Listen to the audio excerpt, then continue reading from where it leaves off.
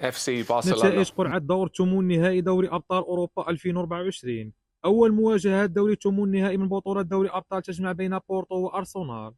أرسنال بأحلامه التي تريد أن تكون ممثل لندن في ويمبلي. برشلونة سيواجه نابولي. كل شي شاف أن البارسا طيحات النيفو بزاف، لا المحلي ولا الأوروبي. باريس سان جيرمان ربما حظى بورقته المفضلة منين غادي يلعب مع ريال سوسيداد. انتر يواجه أتلتيكو مدريد، قمة ثمن النهائي. هنا غنشوفوا حرب تكتيكية كبيرة، المعركة التي يستحيل توقعها بين سيميوني وإنزاغي. دورتموند وبي اس في ايندهوفن، هنا نقدر نقول باللي عندهم نفس المستوى.